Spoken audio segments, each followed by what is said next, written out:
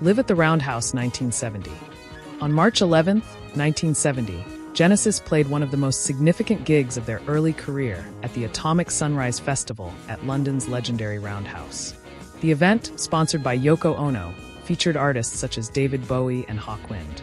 Just weeks later, Genesis signed their first major record deal with Charisma Records. Genesis in early 1970. At the start of 1970, Genesis were busy writing and rehearsing new material for their second album.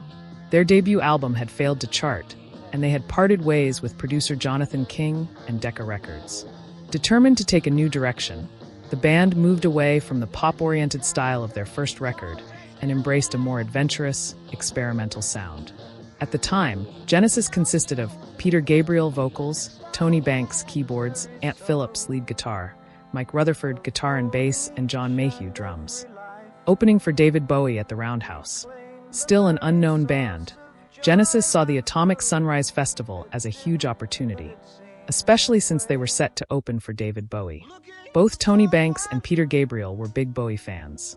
Space Oddity had been released the previous year, and Bowie was already a rising star. His live shows at the time were highly theatrical, something that fascinated Gabriel. A few years later, Genesis would gain recognition for their elaborate stage performances, partly inspired by Bowie's dramatic approach. However, not everyone in the band was equally enthusiastic. While Gabriel was impressed by Bowie's visuals, Banks felt that the theatrical elements took too much attention away from the music. This difference in perspective would later lead to tensions within Genesis, especially as Gabriel began incorporating costumes and masks into their own performances, something that divided opinions among the band. The Atomic Sunrise Festival and Yoko Ono's involvement.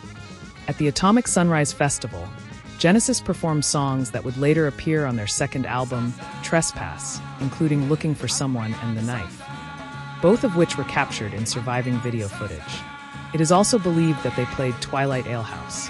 In later interviews, Ant Phillips joked that this footage is the only visual proof that he ever performed with Genesis.